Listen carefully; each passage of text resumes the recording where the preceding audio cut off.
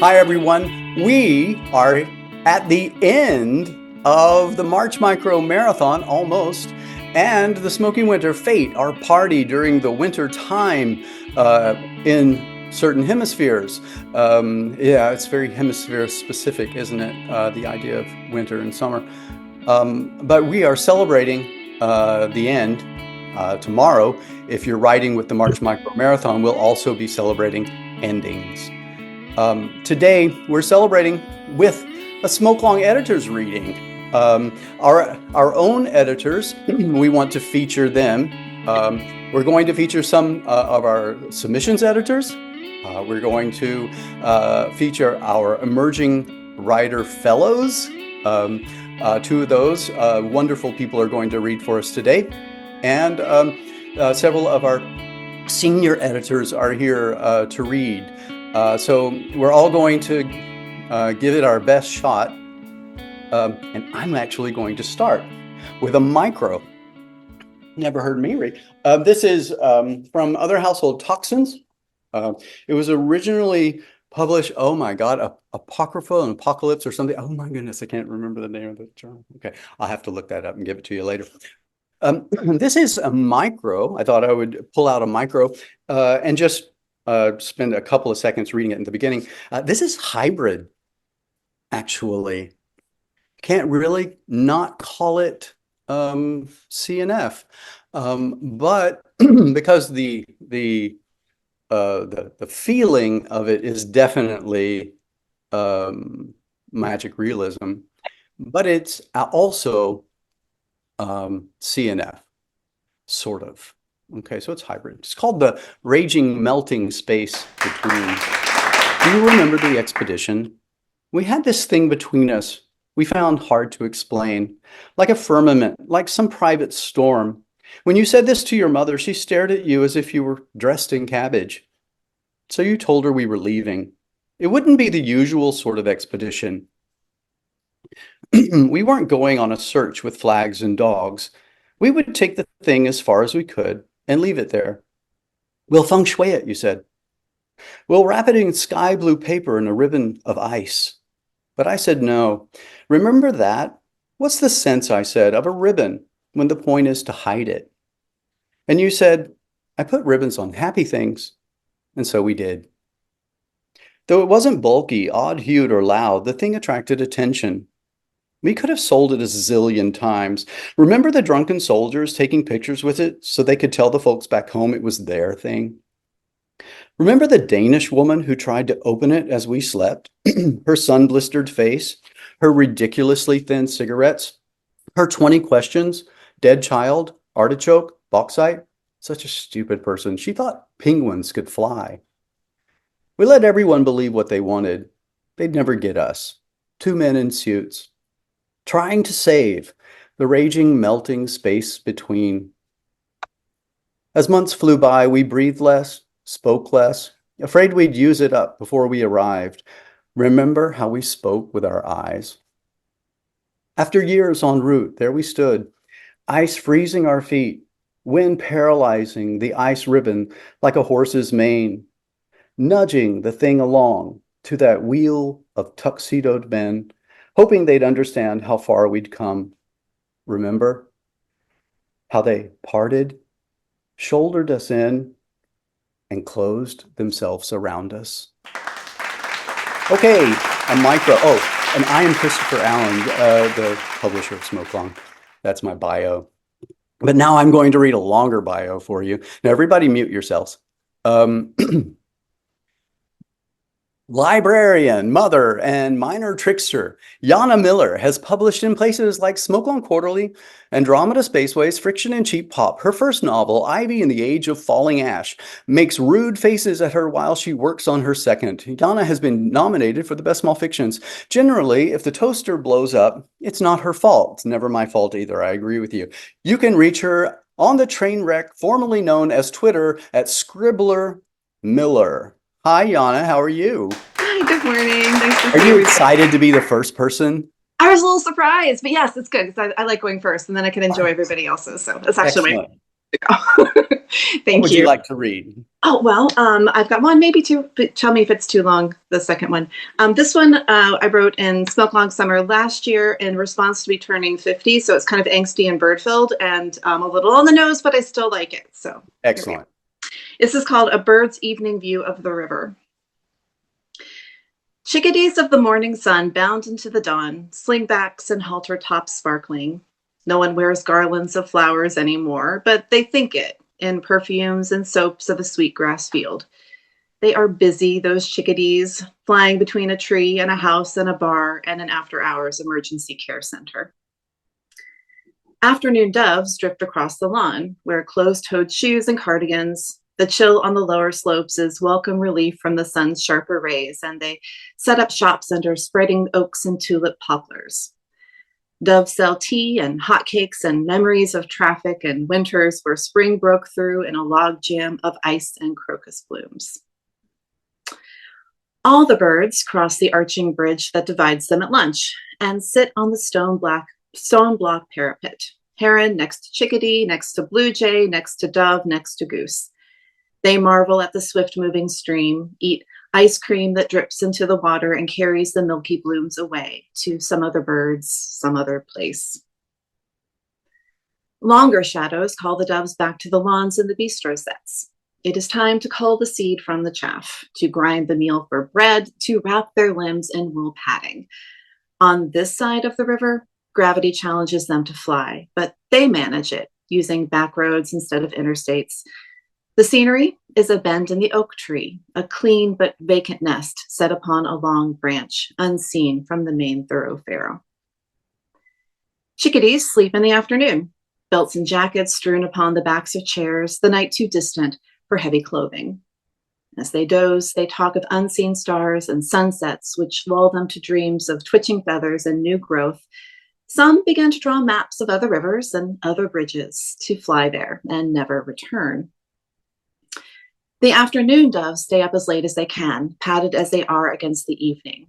They remember the sun, the blooms of ice cream and crocuses. They remember the bars and broken bones. They don't remember their shoes or the strewn feathers in the yard and let their toes dangle in frigid water on the riverbank.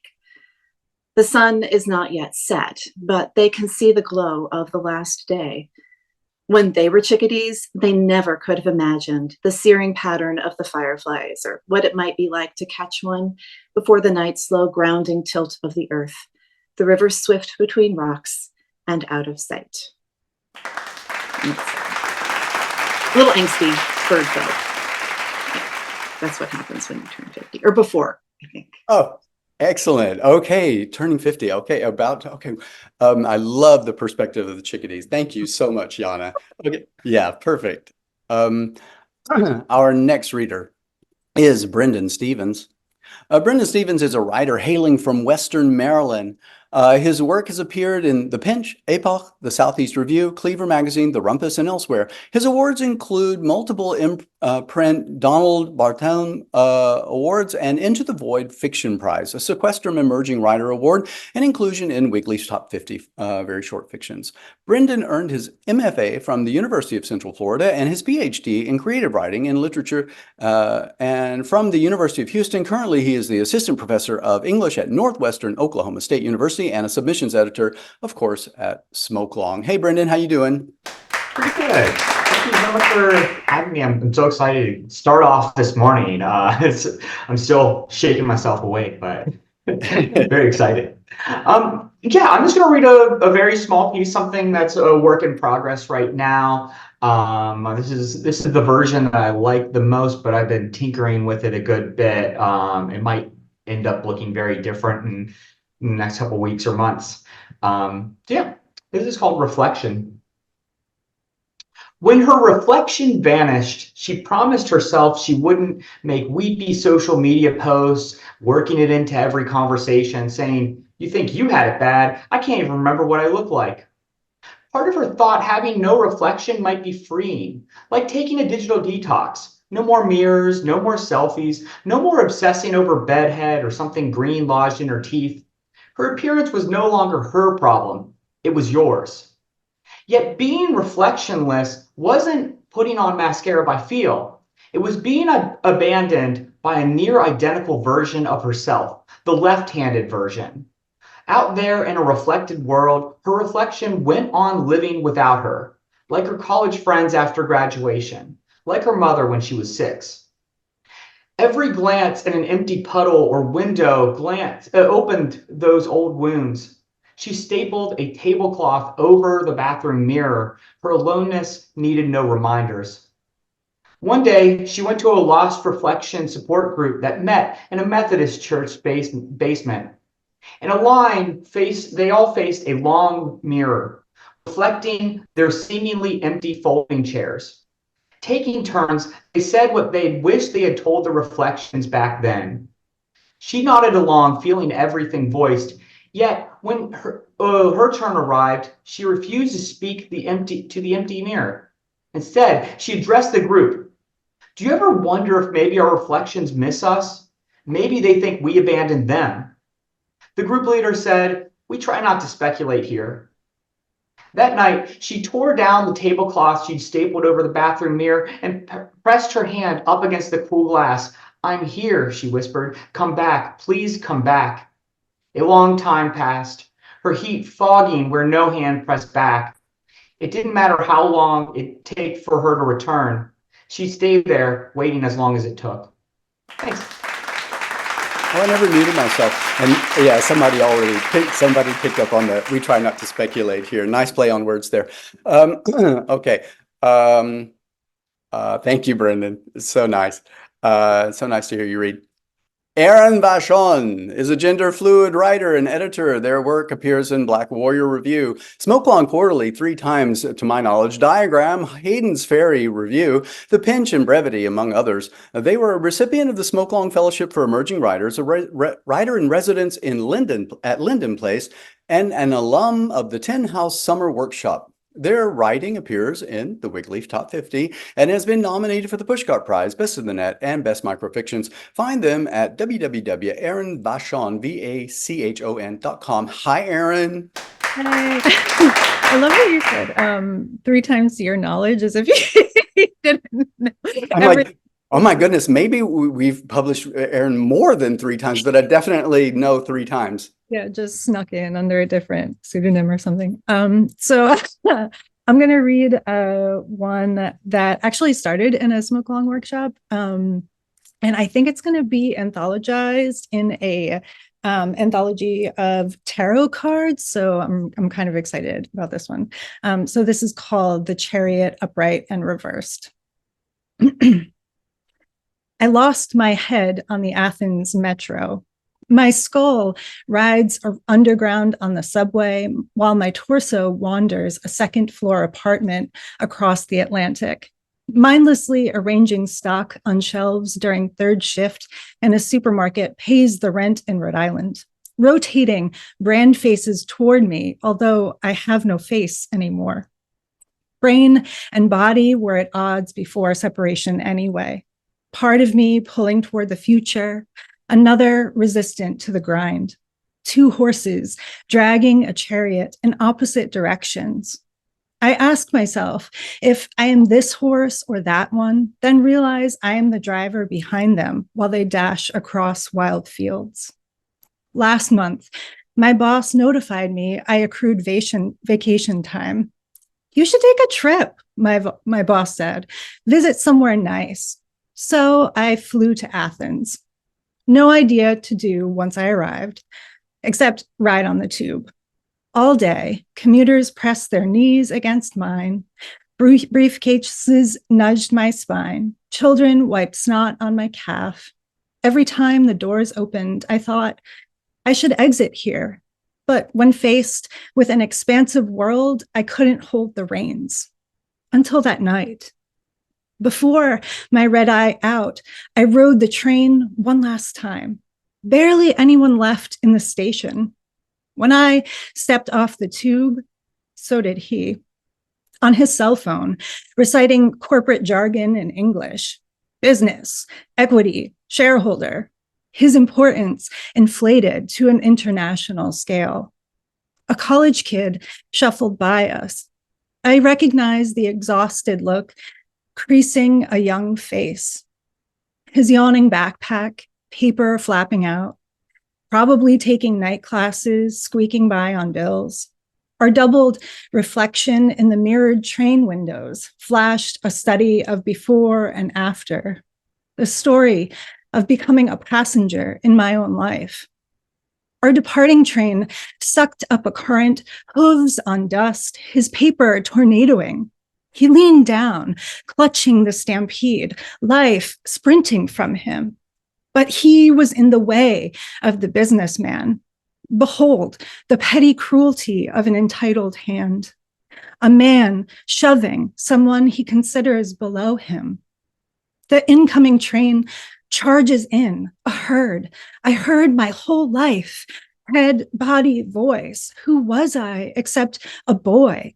I lived once before this, and all of us live, die, trying to survive. I grab the kid, both fists. I will go down into dust for this, fling him to safety, spinning as two moths around a light, or quarks held together, or masses of people uniting against a larger force. So does it matter who loses their head, he or I? A horse is a horse. Part of me will never leave that train. I shoulder on. I brought enough home to shelve marinara at midnight. Another part rides underground, half alive and more. No one bothers ahead on the metro. Occasionally, a soft rub down the bridge of my nose, like a friend remembering someone. As if they understand, a person is more than the face they show to the world. We are what we hold on to and everything we allow to drag us off. Wow. Oh, wow. Thank you. Yeah. You have such a talent for seeing the moment. It's absolutely beautiful, Aaron. Oh, okay. Okay, so our last reader in this segment is Sara Siddiqui Chansakar. Sara is an Indian American writer. She is the author of Morsels of Purple and Skin Over Milk and is currently working on her first novel. Her stories have been published in numerous anthologies and journals. She is the winner of the National Flash Fiction Day Micro Contest and the runner-up for the Larry Brown Short Story Prize. Outside of her day job as a technologist, she is a submissions editor, of course, at Smoke On Quarterly. More at SaraPunyFingers.com. And of course the train wreck previously known as Twitter at Puny Fingers. Why Puny Fingers, Sara? I don't know why I gave that name and just carried on forward. I should have chosen a better one.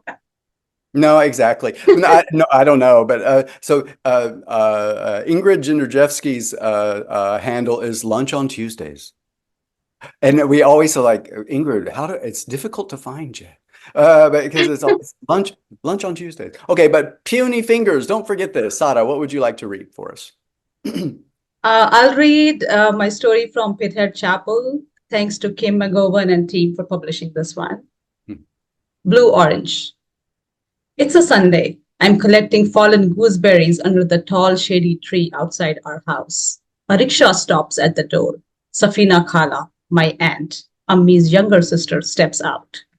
She's wearing salwar kameez, blue like the sky above. Khala, I give her a hug, hold her warm hand, and lead her inside into the courtyard.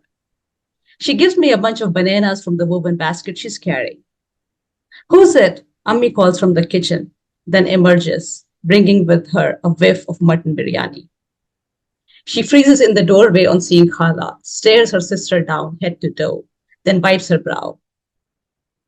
Abba looks up from polishing his work shoes and says, "Ow, ow, Safina. Welcome, Safina." He goes inside, brings back a pink 20 rupee note, hands it to me. "Here, son, bring a fruit cake for Khala." Ambi instructs me to ask the baker for yesterday's cake. It'll be cheaper. I run to the bakery, my mouth watering. When I return, Khala's gone. No, Something's not right. It's a Sunday, all right. And Abba and I are watching something on our black and white TV. An aroma from the kitchen wafts in the air. There's a knock on the door. Abba answers. Ow, ow, Safina. He hugs Khala lightly. I rise from the chair, my eyes on the bananas in the woven basket she's holding. Ammi enters the living room, a steel dish heaped with biryani in her hands. Why are you here, Safina? Do you have no shame? Ammi asks, her hands and voice trembling. Khala takes a few steps towards Ammi, says, Sister, I came to clear the air between us. Ammi slams the dish on the floor, rice glistening with fat spills on the floor, mutton pieces sliding under the couch. What's wrong with you, woman? Abba scolds Ammi. You think I'll run away with your sister? Ammi slumps to the floor, a hand pressed to her brow. Khala scoops up the mess with a broom. Abba hands me a 20 rupee note. Go, get something to eat, son. When I return, Khala's gone. No, it isn't a Sunday. Another holiday, Independence Day maybe. It's afternoon. We've already eaten the mutton biryani. Ammi's helping me paint eggshells for a school project. The radio's on and Abba's tapping his fingers to Urdu ghazals. There's a knock on the door. I answer and circle my arms around Khala's waist. Ow, ow, Safina, Abba says. Ammi drops the eggshells to the floor. Khala places a bunch of bananas on the table. Just in time for chai, Abba pulls a pink 20 rupee note from his pocket and says to me, Son, bring a fruit cake for Khala. I slide my feet into slippers and Ammi says, The bakery will be closed today and we don't have money to waste on cake. Abba tears the 20 rupee note down through the middle. My money, I'll do whatever I want. You're full of silly suspicions, woman. Ammi shivers like she's caught the malaria fever. Khala puts an arm around her. Sister, I came to clear any misunderstanding between us. Abba pulls out more pink rupees and lights them with a matchstick. I don't remember whether I went to the bakery or not, whether Khala left or not, but I remember the flame, the blue-orange that burned us down. Oh, wow. Okay. I love the family dynamic there. And thank you, Sara. Our next reader is one of our emerging writer fellows. We actually, let me tell you, we are so happy with the four emerging writer fellows that we have this time. They are working so hard, writing so much, participating in the workshops like you wouldn't believe. And so thank you to all four of you. Kelly Pedro's fiction has appeared in Prism International, The New Quarterly, Cleaver, Archetype Literary, New Flash Fiction Review, and Bending Genres. Her work has been shortlisted for Room's 2022 Fiction Contest and longlisted for the Smoke Long Workshop Prize. She's finished a short story collection and is revising a novel. She lives in Kitchener, Ontario, Canada, located on the Haldimand Tract with the traditional territory of the neutral Anishinaabeg and Haudenosaunee peoples. Yeah, that was close. I practiced again. Find her at kellypedro.ca or, of course, on the train wreck previously known as Twitter at Kelly P-A-T large. Also, Kelly P at large. That's right. Yes. What are you going to read for us today? I was going to read a piece, but it'll be published in Flashfrog next week, and I didn't want to scoot myself, so I'm going to read a work in progress and be brave. Excellent, and congratulations on the Flashfrog Pub. Thank you. So this is one of the pieces I drafted in March Micro, and it's called Double Jointed. You're double jointed, and show me how you can twist your fingers so that they look like broken tree branches. We're standing on the corner waiting for the light to change when this happens, and it looks like snow in May. The sky should be clear, but it's a gauze clotting a bleeding wound. There are wildfires in northern Ontario that no one can stop. The news said the smoke has reached New York, fogging the Hudson. I saw a photo of the Statue of Liberty, which looked like a glowing ember that was ready to catch fire again. We can smell the smoke while waiting for the light to change. We're in Toronto, not New York, so it's thicker here, more coating. It travels down my chest like a parka that pokes its duck feathers into my ribs over and over, and I feel like I'm being plucked from the inside out. But I guess it's my fault for liking those overpriced parkas in the first place. You tried to twist my fingers to match yours. Anyone can be double jointed with practice, you say. But I don't think that's true. I'm not sure why I'm afraid to say that out loud. I'm not ready to rock our boat yet, I guess. I like it when you row us seamlessly along.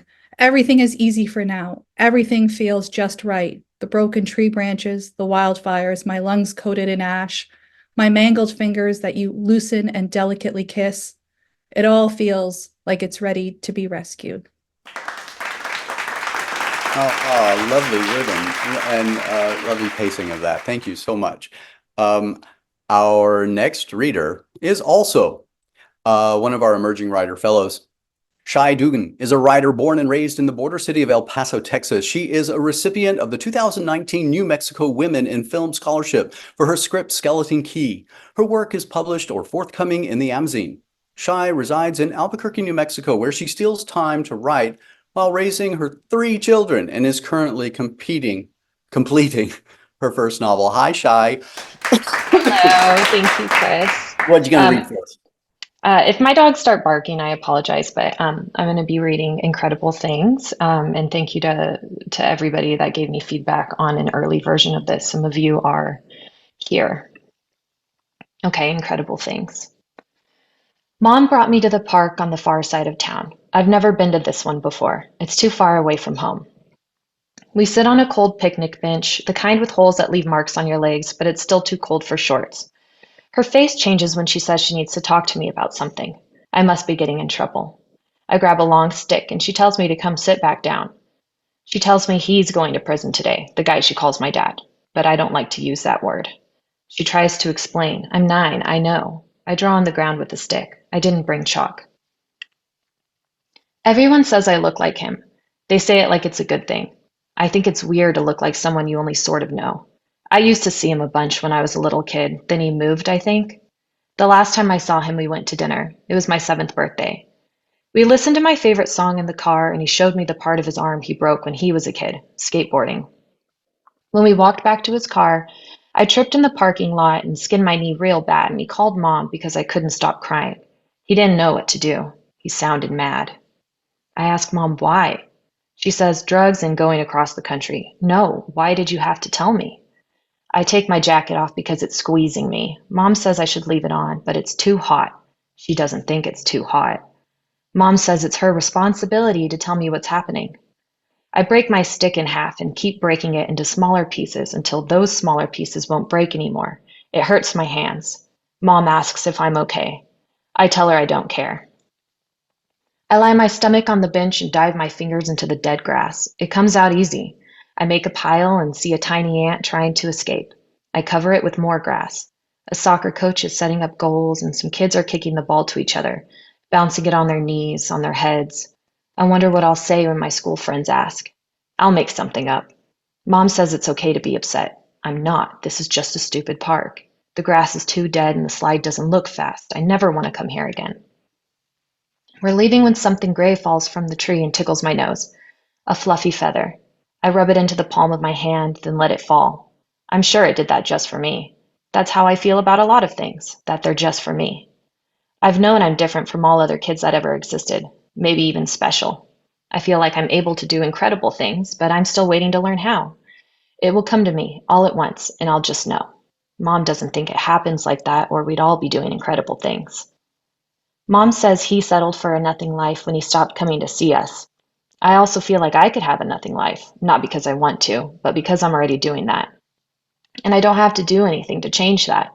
It sounds easy, and easy is easy. Mom says I'll see him again when I'm in high school. That's really far away. I hope people stop saying I look like him by then. I hope I don't look like anyone that's not me. I wouldn't want to settle for nothing, but I could. I already know how it feels. It feels like being tired and having no time. It feels like this park at the end of winter, cold and stupid. I wouldn't have to change a thing. I love that child's interaction with this, with the things and with the setting. I think that's a really, really good example of a child's point of view with interaction with the setting. Thank you, Shai. Our Thanks. next reader is Alyssa Field. Alyssa Field is a Pushcart and Best American nominated writer who was a previous Emerging Writer Fellow and with Smokelong. Her writing has appeared in Smokelong Quarterly, Monkey Bicycle, Ghost Parachute, Had, Citron Review, Reckon Review, Hypertext, Conjunctions, Adelaide, Writer Unboxed, and elsewhere. In addition to Flash, she writes novels, which have earned a Doro Bohm, I'm told that's pronounced, but it's Bohm, grant from Story Studio Chicago, and has been a Heekin Foundation finalist, First Pages Long List, and James Jones First Novel Prize finalist. She lives with her sons in a historic house under an ancient mango tree that has no mangoes on it right now, I've heard, with a Flash collection underway. Find her at Alyssa Field or AlyssaFieldThompson.com. Hi, Alyssa. What are you going to read for us? Thank you there, Chris. I have been working on noir a whole lot, so I'm going to read one of my stories that got published last summer that actually started in a week that I was doing a workshop with you. So it's published in Had. It's called Come Down Off My Throne, Don't Leave Your Body Alone, which is a little bit of a reference to a song. If it weren't that I listened to the Ramones and the Clash and the B-52s and Live, and you smiled as if I were adorable and said you had gone through that phase too, then unpacked your 1,000 vinyls of Traffic and Blind Faith and the Doors and the Grateful Dead, and lit incense by the door. And we just met our first week in that concrete block shoebox of a dorm room, our beds tombstones side by side. So I was pressed to say, yes, I like incense too. Because you had the coffee maker and I had the microwave, but you had the refrigerator and television while I had the stereo. And the stereo, hadn't you hinted, meant I had an advantage because you had all that vinyl, only a CD player. And didn't you want to woo me with your coffee maker and the boxes of groceries your mother would send to you each week? And didn't I want to borrow your clothes because you had so many? And had I even tried listening to the Dead? If it weren't for your laugh, you, the one between us who felt so grown, seduced by that older man on the flight from Chicago, me daring my rums and cokes, my Lone Stars, while you exhaled lamb's breath and dropped acid and let that man on the Chicago flight sneak you into the tiny coffin of a bathroom and do Charlie off your breasts. And you with the laugh like you were a little girl. And you liked music from the 60s because you said it was so innocent. Daisies, your bare feet, you going barefoot on the worn brick walks all through our city campus, beneath the bellum trees that built hideaways along the winding alleys we walked only in 2s and 3s and having borrowed a guide to walk us home. You laughing at me in my leather biker jacket, my little girl Doc Martens off to run lights for the headliner at Rockets, so afraid to walk alone. While you danced off singing beneath the long shadows, spinning and cartwheeling, your ankle bells ghostly echo off the row house walls. If it weren't for how much I hated the horn in traffic, if it weren't for how tired I was of my parents' generation, if it weren't for how old the voices sounded, how slow the melody, how much I needed bass to pound my rib cage, pogos to shake me loose. If I had walked with you. If I had been the one to smoke weed or dance barefoot or dance in circles as soft as a daisy in sunlight, if I had walked with you, if we had been going the same way, if you'd liked Rockets and I'd liked Wynwood, and I'd walked with you those last yards before the darkness to see what it was you danced around. The white spray painted outline of a sprawled body, the stenciled logo, Don't Walk Alone, the local women's shelter campaign for safety.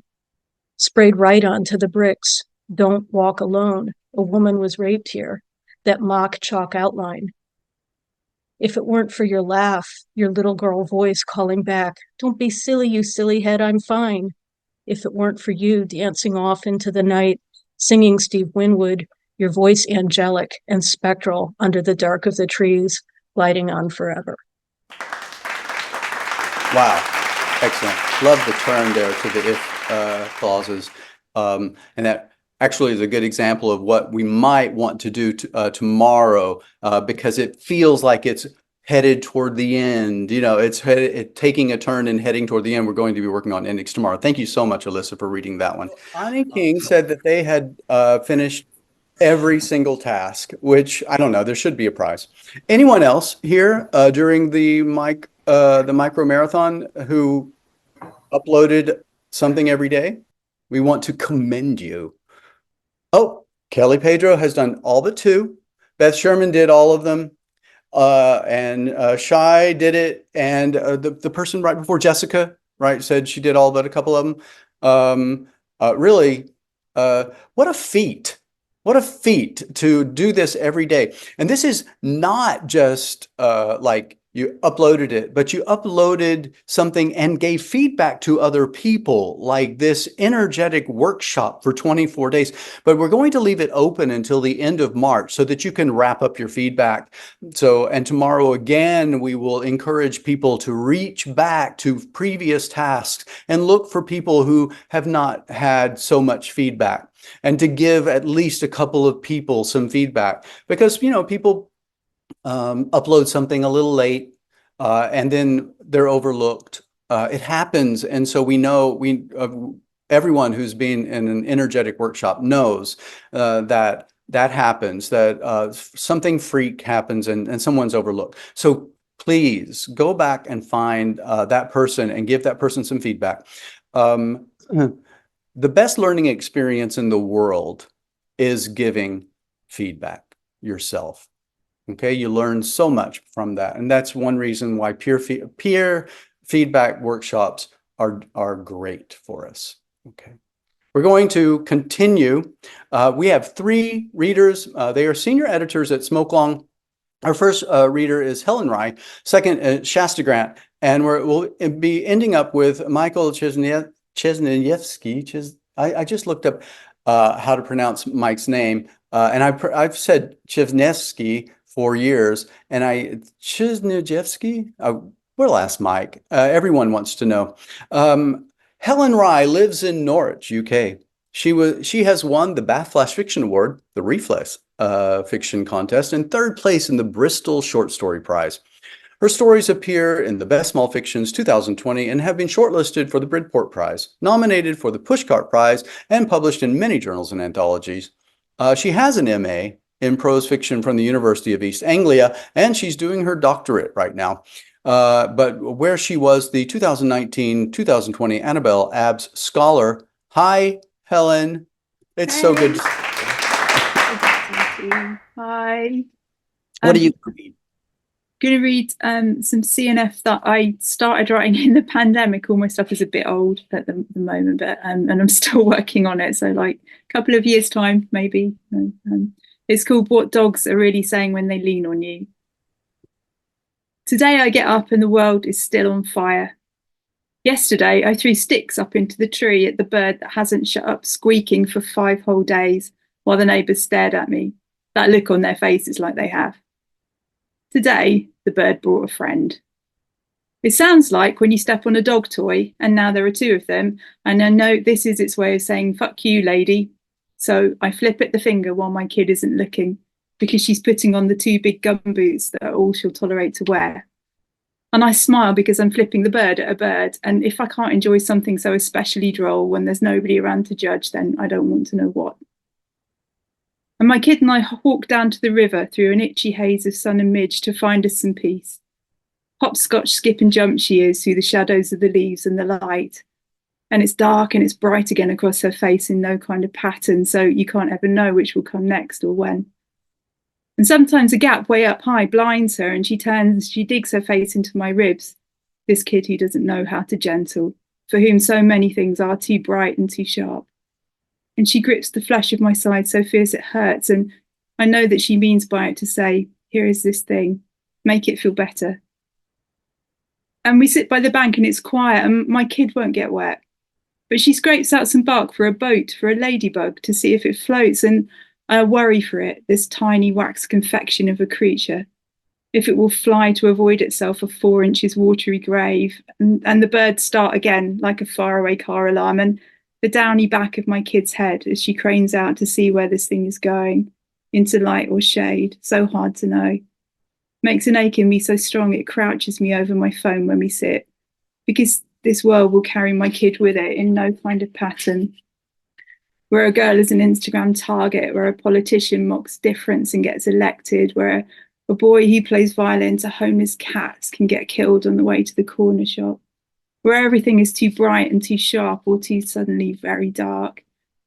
And I will scroll Amazon and eBay. I read 12 funniest animals and where are we now on immunity? And this is what dogs are really saying when they lean on you. And I text my friend, how is your day? And what I'm really saying is, here is this thing.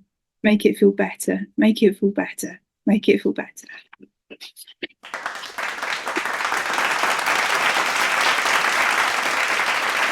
Okay. So, you know, your writing breaks my heart. Thank you. Thank you for that. Okay. Breaks my heart. Thank you. Now, see, I have to read Shasta's bio now. After that. Okay, so Shasta, if I'm choking up through your bio, I'm sorry. Shasta Grant is the author of the chapbook, Gather Us Up and Bring Us Home, Split Lip Press, 2017. She won the 2015 Kenyon Review Short Fiction Contest and 2016 Smoke Long Quarterly Kathy Fish Fellowship, which is now the Emerging Writer Fellowship. She has received residencies from Hedgebrook and the Kerouac Project and was selected as the 2020 Aspen Words Writer Emerging Writer Fellow. Her work has appeared in Cream City Review, Epiphany, Hobart, Wycliffe, and elsewhere. She has an MFA from Sarah Lawrence and lives in Indianapolis. Hi, Shasta. Hi, Chris. Thank I'm you. so happy you're here today. What are you going to read? Oh, you're so kind. I'm gonna read a micro. It was recently published in Gooseberry Pie, the new literary journal. It was in the first issue. Mhm. It's called House of Cards. We should paint the room blue if it's a boy, Jake says, and Elise doesn't ask what room, doesn't point out that there is no room, no house, no place for them to keep a baby, let alone raise it. And she doesn't tell him that painting a boy's room blue reinforces gender stereotypes, doesn't scold him for being so binary with his thinking, which is something her mother would do. Instead, she nods, says, uh-huh, lets him have this fantasy of a blue room in an imaginary house somewhere, a house that might as well be made of air. She tries to enter this fantasy with him, tries to open the door made of air, step over the threshold, and when she does, she finds herself in the baby's blue room. The house is only this one room. The walls are sky and clouds. There is no roof at all, no floor, and she wants to ask what will support the crib, the changing table, the rocking chair, things that other people put in their nurseries, people who live in solid houses made of wood and brick. The breeze cuts sharp across her cheek, and she stands suspended, held by gases or gravity, she isn't sure, but she knows this won't do. She imagines placing the baby in its crib, but every time she tries, the baby falls through the clouds, plunges down, down, down. Elise sees herself clutching her neck and then shrugging her shoulders, walking back out the door, leaving it all behind. Wow. A little magic realism there. I know, that's a first for me. I know. I was like, Shasta's writing magic realism. Oh my goodness. Okay. What possessed you? Actually, this is a little bit from a shitty draft of a novel I wrote during the pandemic. Yeah. So I have like this 90,000 word novel, and this is like the only part we're salvaging. Okay, excellent. A couple of Yeah, paragraphs. I love it. I love the concept of the room with no floor, no ceiling, and oh my goodness. Okay, so memorable. Thank you. And now I think you said you you. wanted to read 2 short pieces. I decided I'll just read the one. Okay. Well, that one was memorable. Yeah, that one will stay with me. I'm so Oh, happy. thanks. I'm so happy that that we had a magical turn there. All right. Perfect. Okay, so Mike, you're going to reinforce the pronunciation of your last name in a minute, but Michael Chiznyjevsky is the author of 4 collections of stories, most recently the Amnesiac in the Maze, Braddock Avenue Books. He serves as editor-in-chief of Moon City Press and Moon City Review, as well as interviews editor for Smoke Long Quarterly. He has received a fellowship from the National Endowment and 2 pushcart prizes. Now, Mike, tell everybody how to pronounce your name. Michael. Thank you. Excellent. Now, I got that one. Now, how does your family pronounce your last name? Probably incorrectly. Yeah. But I took a year of Polish in college, which is, I recommend that for everybody. Yeah, of course. It's Chizniewski. Chizniewski. Actually, I've been pronouncing it kind of close to that. Yeah, okay. I know who you're talking about when you say it. Exactly. But once I was at a reading with you, was it in Portland? And I think a person had to introduce you, like each writer had to introduce the next one. And she went, and then our next reader is Michael. Yeah. But Michael Chizniewski. Did I get it kind of right? Okay, so more importantly, is this book, which is our April reading group collection. Now, the links to purchase this book from Braddock Avenue Books is in the workshop, and they've reduced the price for us. But I think coincidentally, it's reduced for anybody who's going to the workshop or to the site. But they've also added an e-version for people who don't live in the US. So if you can order the e-version for the Kindle reader or Kindle Cloud reader, of course, you can do that too. But make sure that you get that before it's the 23rd. I think you should probably have ordered it yesterday if you want the paper version before April 1st. But of course, you can order the e-version as well. Just look for that link in the group. What are you going to read for us today, Mike? I'm going to read a story that's coming out in Bull, I think, next month. Shout out to Kim for taking a look at an early version of this. And yeah, hopefully this is ridiculous. It is called Karate Obligations. A parent, we were trying to plan something for our kids, and a parent just kept saying that, like, no, I can't do this because we have karate obligations, because his kid's like in karate too. So he kept on using that term, karate obligations. And I love that term. So I'm like, I'm going to turn that into a story. And he was like, what? So anyway, karate obligations.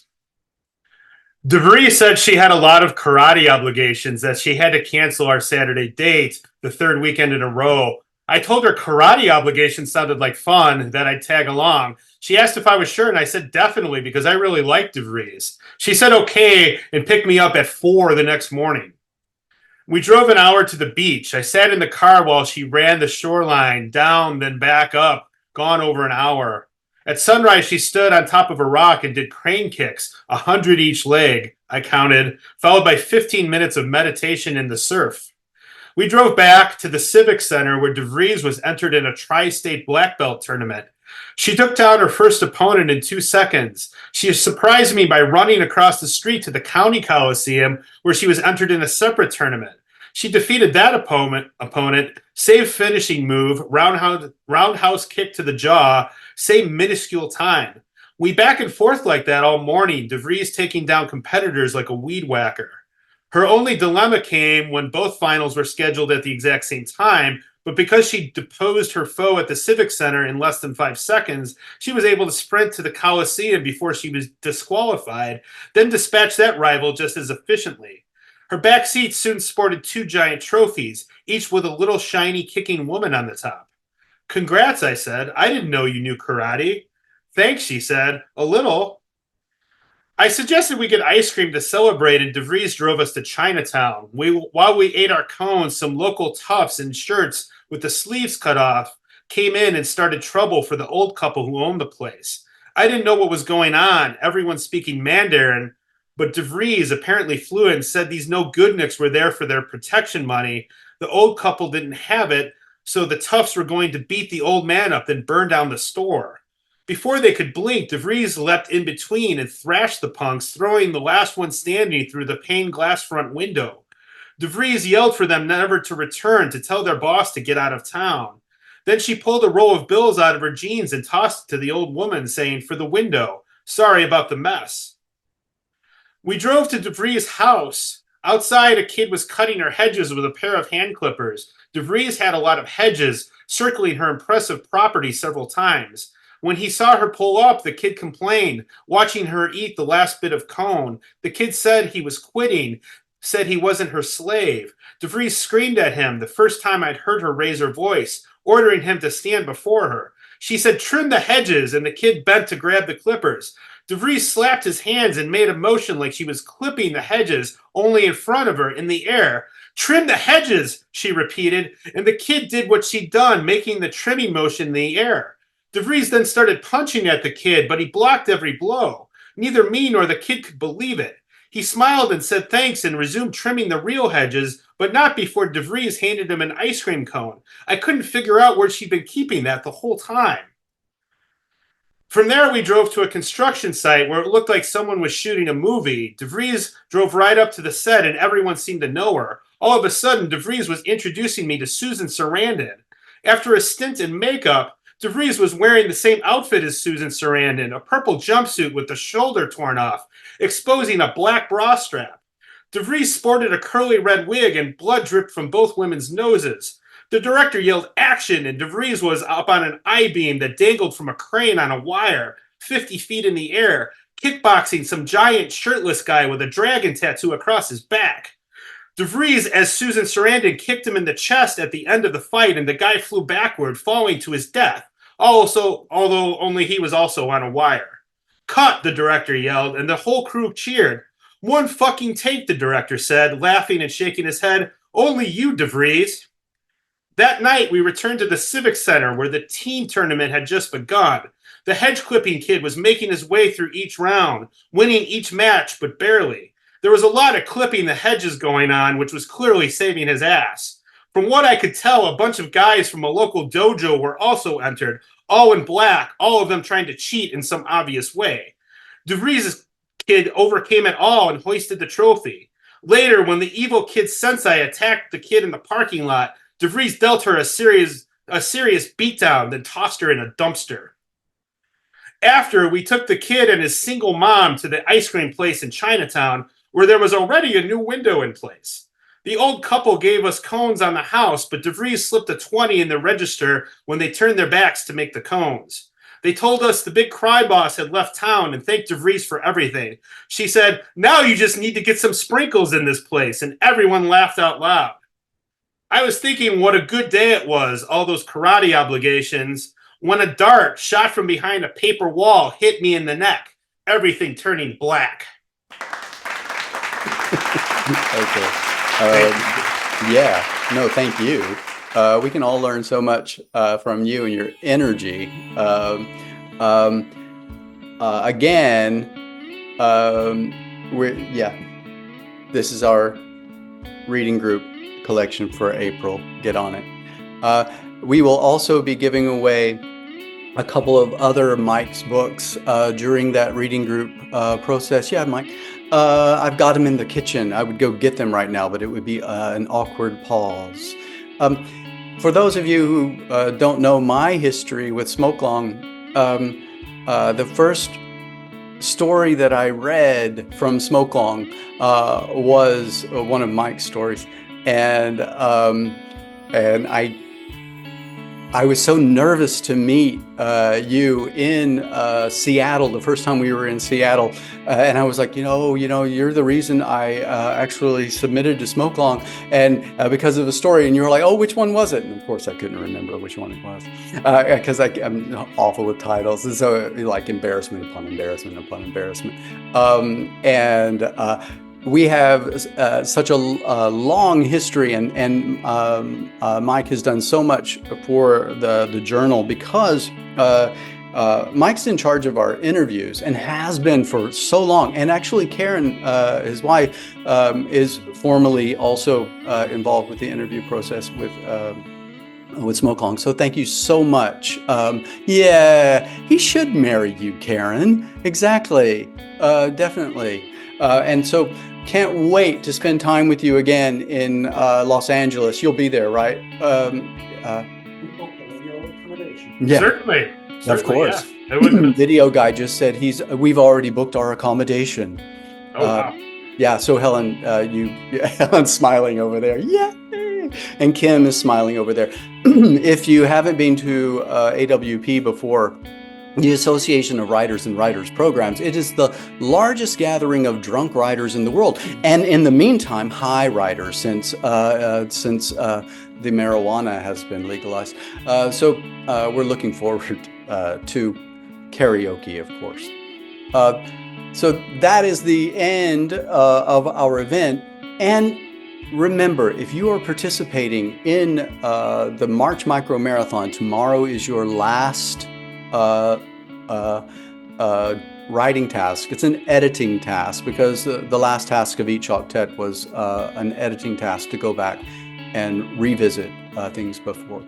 If you signed up for the Smoky Winter Fate, we will be wrapping things up over the next few days, and we are allowing everyone who was signed up for the March Micro Marathon and the Smoky Winter Fate to stay with the reading group if you want to read this book with us. It's a little late for to get the print version, but the e-version is available. That link is on the site. Just look for the visual of the amnesiac in the maze. Thank you, everyone. Punctually at the end at our time. It's been a great 2 months for those of you who were with us for just 2 months, and we hope to see you very, very soon in the workshop, everyone. Thank you, editors. Love you. Bye-bye, everybody. Bye. It was great. Bye-bye.